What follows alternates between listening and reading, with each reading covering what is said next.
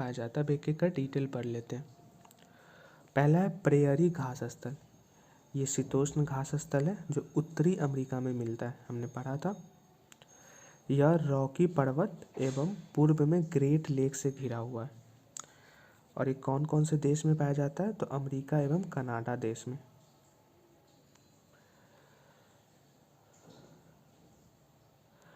और ये किस नदी से गुजरती है? तो सासेक चवान नदी से गुजरती है प्रेयरी। तो ये 4-5 पॉइंट आप प्रेयरी से संबंधित याद रखिएगा।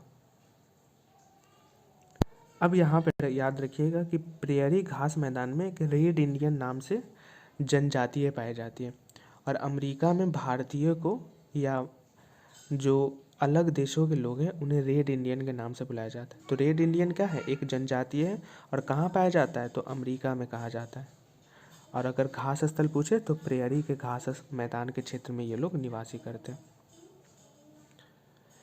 और भी कुछ याद रखिएगा कि अपाची, क्रो, क्री तथा पौनी ये आदिवासी कहाँ निवास करते हैं?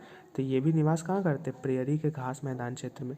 और अगर महाद्वीप पूछे तो अमेरिकी महाद्वीप में। ठीक है, उत्तरी अमेरिकी महाद्वीप में। ये 4 पॉइंट आप याद रखिएगा।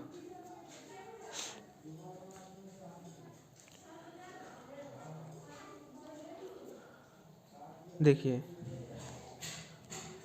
अब पूछेगा कि चीनूक क्या है।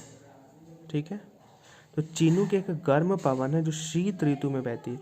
यानी ये गर्म हवा है, लेकिन ये कब बहती है? ठंडा के मौसम में बहती है तथा कम समय में ही तापमान बढ़ा देती है।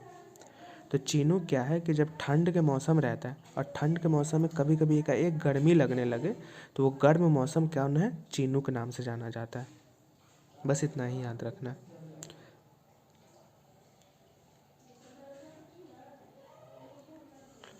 और ये किसके लिए अनुकूल है? तो घास विकास के लिए। मतलब घास बढ़ाने में कौन सा हवा महत्वपूर्ण रखता है? तो चीनूक हवा। और ये क्या है? तो ये गर्म हवा है। और ये कब उड़ती है? तो ठंडी के मौसम में बहती है।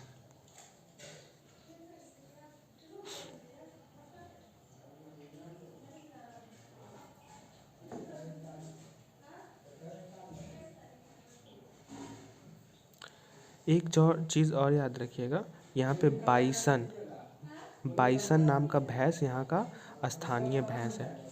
और कॉबॉय नाम का घोड़ा यहाँ का स्थानीय कौन सा क्षेत्र है? प्रेयरी क्षेत्र में। इतना डिटेल कहीं नहीं देता, सिर्फ यहीं पे देता है।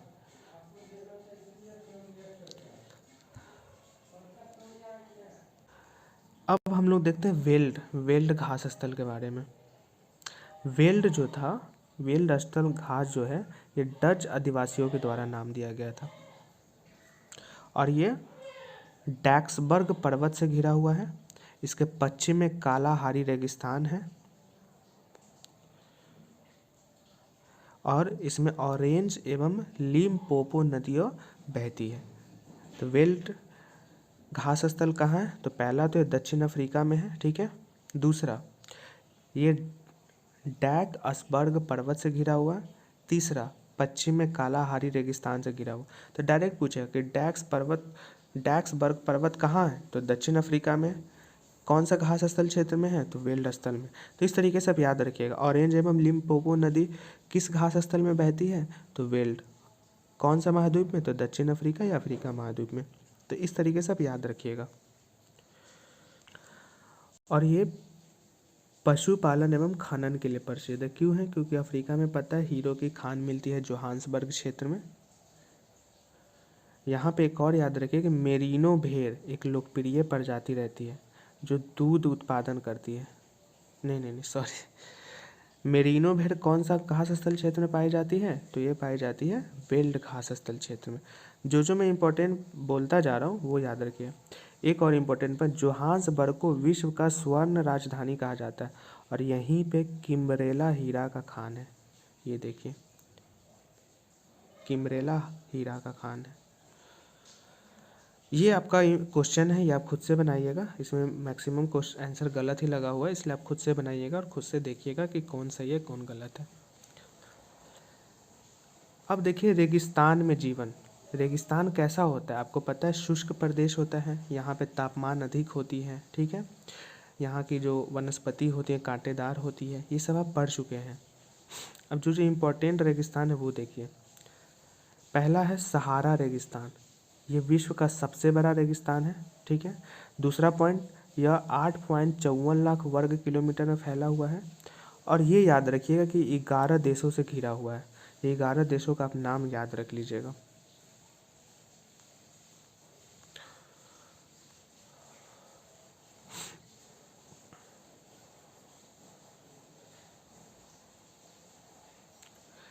याद रखिएगा कि अल अजीजिया क्षेत्र, ठीक है, ये सबसे अधिक तापमान, पूरी दुनिया में सबसे अधिक तापमान 1922 में 57.7% जो दर्ज किया गया था, कौन सा क्षेत्र में किया गया था, तो सहारा क्षेत्र में। और अगर नाम पूछे तो अल अजीजिया क्षेत्र में, ठीक है। और सहारा कहाँ पे है, अफ्रीका महाद्वीप में है, पता ही है आपको कौन कौन सा देश है, मैंने ऊपर बता दिया। क्योंकि ये रेगिस्तान है तो यही सब पाए जाएंगे, कैक्टस, खजूर पेड़, ये सब आपको पता है पहले से, मैंने पीछे पढ़ा दिया है। अब यहाँ पे याद रखिए कि यहाँ पे बेदुइन एवं तुआरेग जनजाति पाई जाती है। तो पहला क्वेश्चन कि बेदुइन एवं तुआरेग जनजाति कहाँ पाई जाती है, तो सहारा रेगिस्तान में। और दूसरा चीज़ कौन सा महाद्वीप में, तो अफ्रीका महाद्वीप में। तो ये आप याद रखिएगा।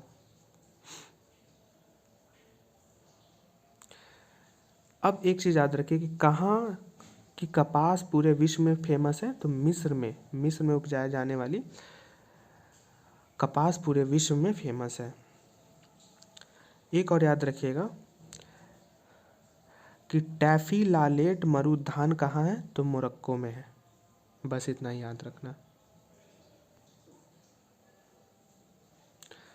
एक और चीज़ याद रखिए कि कौन से जनजातीय जो विदेशी पर्यटकों के लिए मार्गदर्शन का काम करते हैं, तो तुआरेग जनजाति या तुआरेग लोग कहाँ मिलते हैं, सहारा रेगिस्तान में।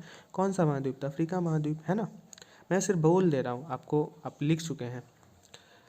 अब ये लद्दाख, तो लद्दाख क्या है, एक ठंडा रेगिस्तान है।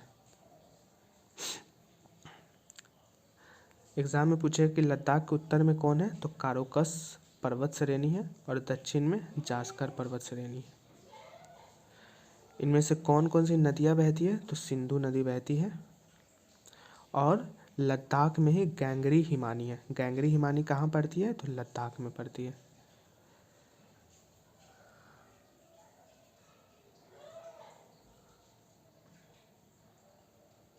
एक चीज़ और, पृथ्वी का सबसे ठंडा स्थानों में से एक द्रास कहाँ पड़ता है, लद्दाख में पड़ता है। ये आप देख लीजिए लद्दाख का क्षेत्र, सहारा मरुस्थल का, ये जो भी हमने पढ़ा था ये सहारा मरुस्थल का है। ये मैप आप देख लीजिएगा, मैंने नोट्स आपको भेज दिया ग्रुप में, आप अच्छे से इसे देख लीजिएगा, ठीक है। तो ये सब आप यहाँ पे याद रखिएगा। याक का उपयोग किस लिए होता है, तो याक का उपयोग दूध का उपयोग, याक के दूध का उपयोग पनीर एवं मक्खन बनाने के लिए होता है, एवं भेड़ एवं बकरी के बालों का उपयोग ऊनी वस्त्र बनाने के लिए होता है। और ये सब कहाँ मिलते हैं, तो लद्दाख के क्षेत्र में। अब एक याद रखें, चीरू या तिब्बती एंटीलोप एक विलुप्त पराया जीव है, और इसका शिकार शहतूश नामक ऊन के लिए होता है। अब एग्जाम में पूछेगा कि शहतूश नामक ऊन के लिए कौन से जीव का उपयोग किया जाता है, तो चीरू या तिब्बती एंटीलोप। दूसरा पूछेगा कि शहतूश ऊन कहाँ मिलता है, लद्दाख में, ठीक है। तीसरा सवाल कि चीरू या तिब्बती एंटीलोप कौन से क्षेत्र में पाए जाते हैं, तो लद्दाख में।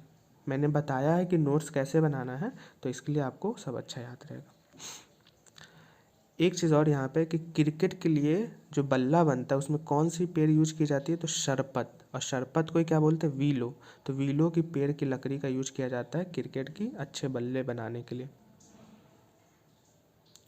लद्दाख में कुछ मठ याद रख सकते हैं, हेमिस, थिक्से, शे एवं लामयूरू। एग्जाम में पूछेगा कि हेमिस मठ कहाँ स्थित है, तो लद्दाख में। इस तरीके से आप याद रखेंगे।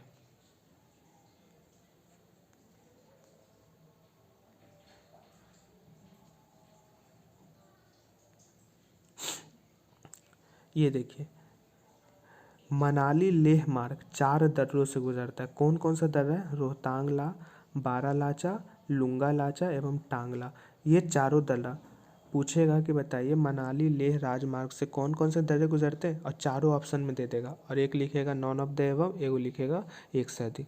तो इसलिए चारों याद रखें। बाकी जो दर्रा है, कौन दर्रा कहाँ है, नहीं है, कौन दर्रा हिमाचल से श्रीनगर कनेक्ट होता है, तो वो सब हम दर्रों वाली चैप्टर में डिटेल में पढ़ेंगे। आप बेफिक्र रहिए, जो एनसीईआरटी की ज़रूरत है उसे ही पढ़ेंगे अभी।